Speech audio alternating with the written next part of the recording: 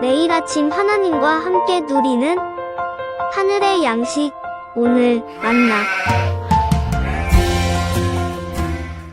인자가 자기 영광으로 모든 천사와 함께 올 때 자기 영광의 보좌에 앉으리니 모든 민족을 그 앞에 모으고 각각 구분하기를 목자가 양과 염소를 구분하는 것 같이 하여 양은 그 오른편에 염소는 왼편에 두리라.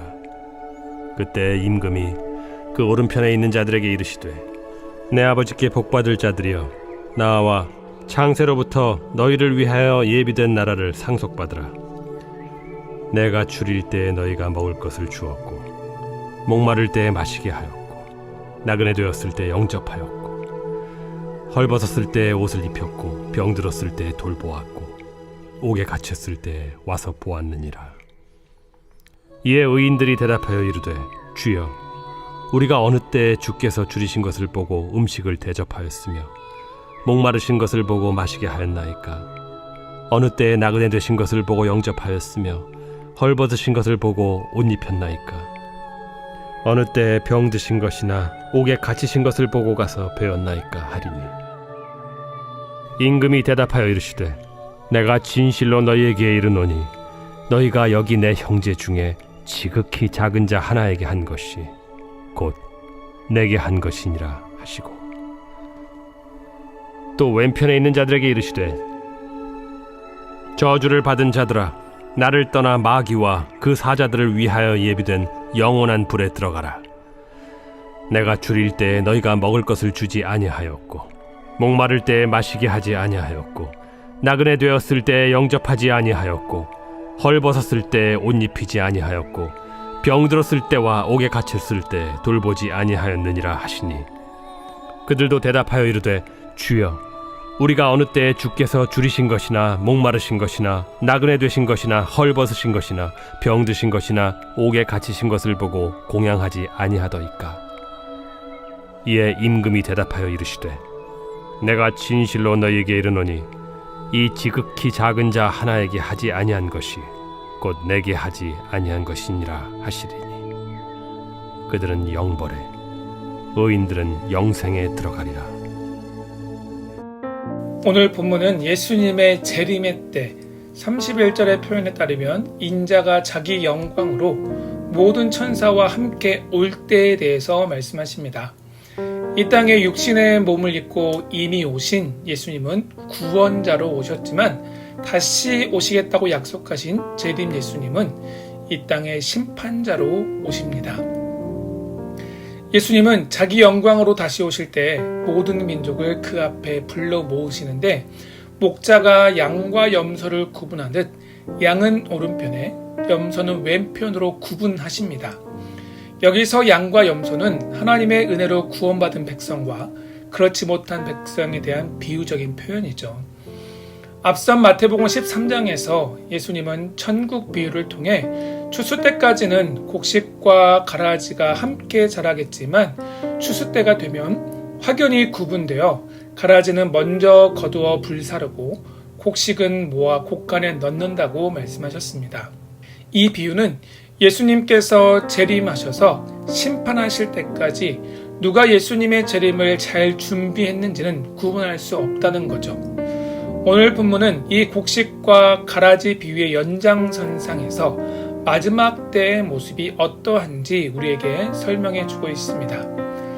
34절에서 40절까지 말씀에서 예수님은 임금의 오른편에 있는 양들을 향해 내 아버지께 복을 받은 자들이라고 부르시면서 창세로부터 예비된 하나님 나라를 상속받게 될 것이라고 말씀하십니다.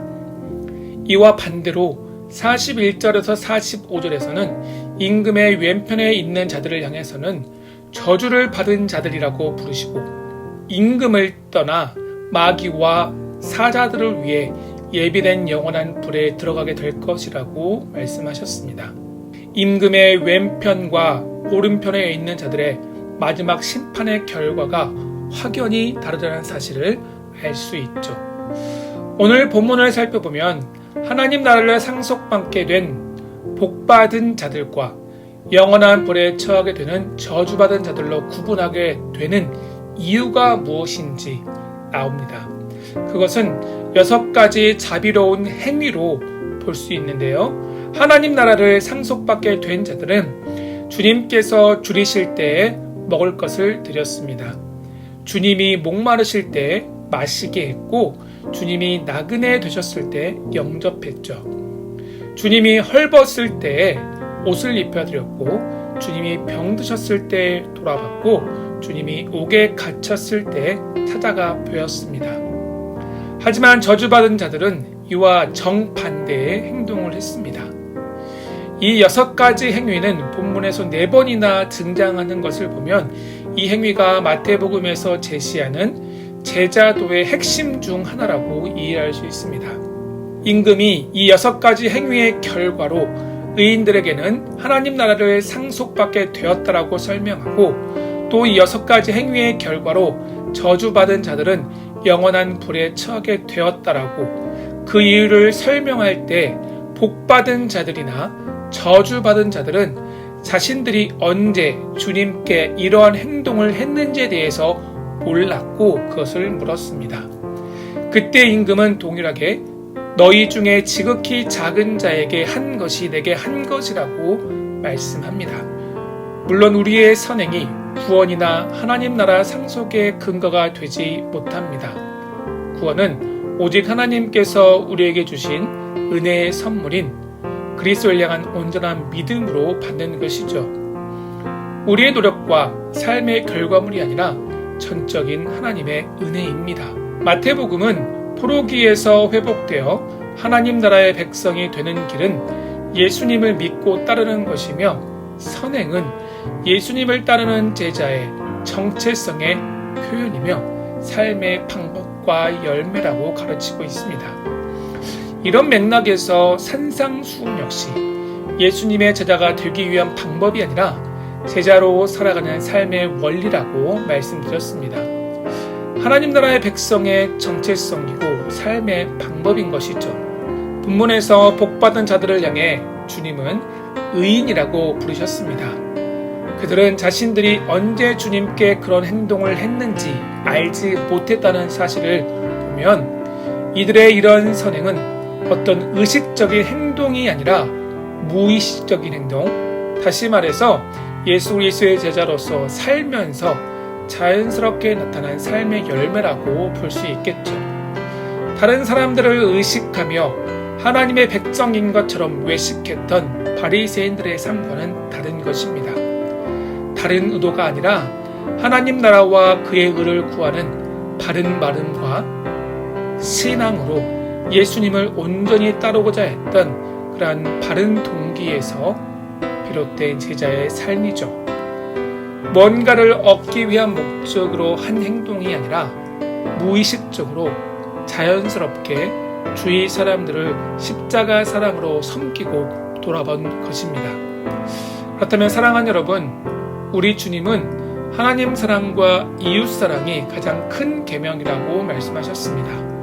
다시 말해서 우리가 얼마나 하나님을 사랑하는지 우리의 이웃사랑의 실천의 모습을 통해서 확인할 수 있다는 것이죠.